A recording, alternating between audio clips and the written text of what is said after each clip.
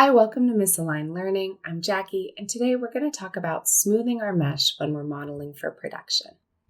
So what is smoothing?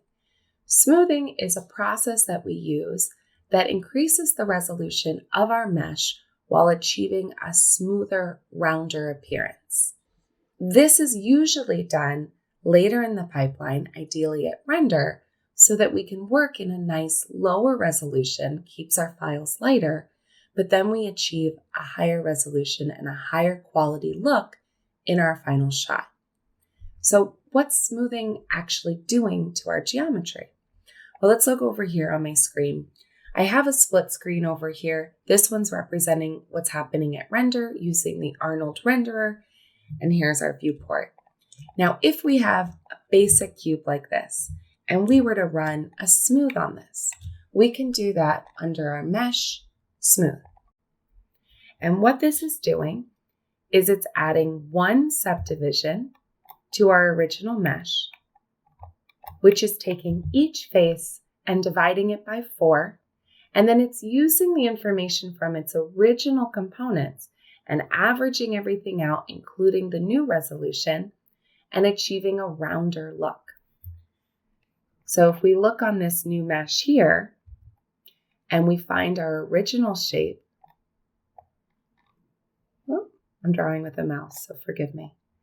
But here's our original foundation cube, and then it was subdivided with one level. So all of these faces were split in half.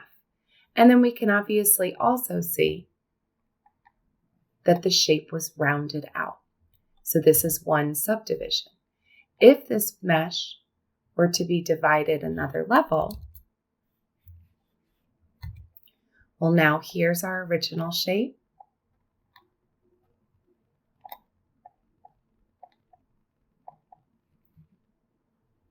Here was that first subdivision level. And then it went through another subdivision level, which multiplied our resolution by 4 again. And we can also still clearly see that we're round, and if anything, we're even rounder and smoother. So increasing the divisions or increasing the subdivisions is going to increase our resolution, but also achieve a rounder look to our mesh. So let's go do this example if we don't have a cube that's turning into a sphere. So if we go with a mesh, and we're anticipating that this is going to go through smoothing. So we've added what's called holding edges to lock in that shape, but we've opened up our holding edges a bit wide so that we can achieve that smooth look on these corners and have a softer box. So let's put the smooth on this. I'm going to go to my mesh and smooth it. So instead of drawing it over, let's highlight what our original mesh was here. So this was our original, and we had holding edges.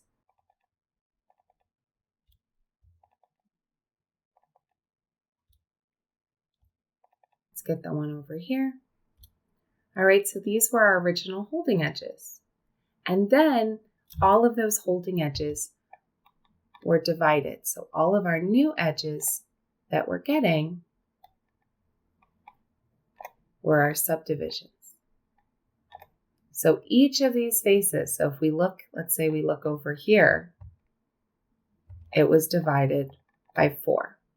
So if we look over, if we look over in this area, it was divided by 4. So we took the original resolution and we multiplied it by 4, and then we also achieved a much rounder look. I click away from this. Let's turn off our wireframe as well. We can see that we have a much softer finish. So everything has been rounded, but it took the original locations into consideration. And that's how we were able to lock in some of the foundational shape of that cube-like shape and then just experience that softening over on the corners. Okay, so now we know how to add smoothing, but this wouldn't be the ideal way to do it. We don't want to add that smoothing resolution into our mesh that's in our scene. This is going to make our file heavier, and everything through the pipeline is going to be more difficult and time-consuming and slower. So we want to keep that original design. So let's go back, turn off our subdivisions here. We want to be able to keep this through the pipeline and then do that smoothing process later at render. So let's go back. This is the original example here with the cube. Let me turn this off. So this is what we had. We want it to look like that smoothing level. So if we're going to set it up at render, here's what we could do.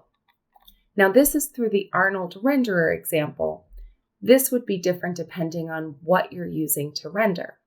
Keep in mind that oftentimes rendering does not happen in Maya. There are plenty other programs that do it really well, arguably much better. So oftentimes this geometry is sent elsewhere and these settings are done in a different manner. But so we can see the example play out right here, let's set this up so that it'll work with our Maya Arnold renderer here with our render engine. So one way that we can set this up so that we see nothing in our file here, but it's going to render smooth. I'm going to go into my attribute editor and I'm going to go under my shape node. And in here, there's a tab called Arnold. I'm going to open that up, go down to my subdivisions, and in here, I'm going to toggle this on to our Cat Clark. This is that logarithm that we discussed earlier by Catmull Clark. Well, Catmull and Clark, they were a team. So now that we've set this up, we have it on 2 iterations, which is also what we had over here. We had 2 divisions set up. So now if we look over at our renderer, we can see that this cube, although it's just a basic cube here in our Maya scene, is rendering as a sphere shape with the 2 subdivisions. We can even see a similar level of faceting here with the 2, just illustrating for us that these were the same number of divisions added. Now, if that's going to happen at render, we probably want to know that in our Maya scene so that we don't have any surprises when this goes to render. So this is where the display preview comes into play. The display preview is in Maya and it allows us to do a temporary preview of what our geometry will look like when divisions are added. You can activate this by hitting 3 on your keyboard. So now we can see that this is what it'll look like when it's smoothed. Now, this is a little bit confusing in that Maya recognizes this preview in its Arnold renderer. But keep in mind that more likely than not, we're not going to render in Maya.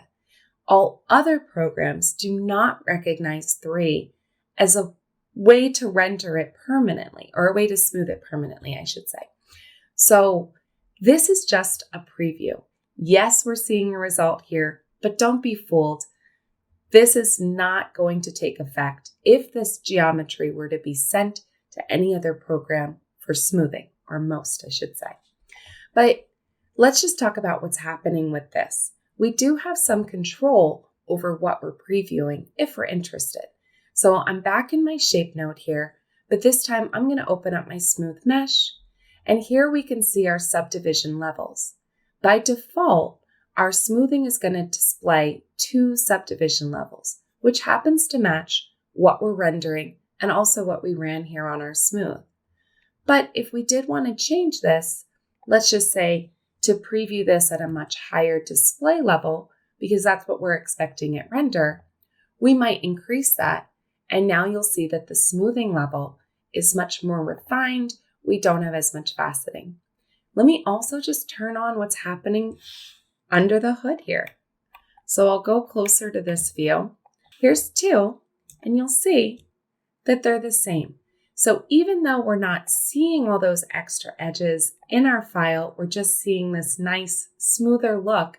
That's what's actually happening. And we could change those settings if we wanted to. So the process that we want to use is we want to keep our geometry nice and light, use this display preview as a way to make sure that we're getting the results that we're expecting knowing that this will go through a smoothing at render, and then modeling accordingly. Let's go back to our other example here, where we had these boxes that had holding edges.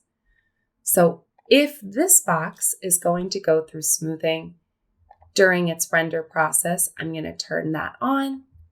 This is what it's going to look like when it renders. So while I'm modeling, I might hit 3 and make sure that I'm getting the same results that I'm expecting here at render. There is one other thing to keep in mind. If you're somebody that's planning to render in Arnold Renderer, and now we know that the 3 is going to activate and be visible in our Maya renderer, keep in mind that if we use 3 and we set up our Cat Clark to happen at render, it's going to do both levels. So if I hit 3 right now on my keyboard, this is not only doing the 2 subdivisions that I have set up here, but it's also doing the 2 subdivisions that I have when I'm hitting 3. So we're actually getting 4 subdivisions in our final model. If I go back to this version, we might see it a little clearer. So here I've got 2 and 2, but then I hit 3. And now in the render, this resolution here is much more refined than this one. And that's because this one is getting 4 division levels, where this one's only getting 2. I hope that clears things up. Thanks for watching. Thank you for watching. If you enjoy these demos, please subscribe to my channel.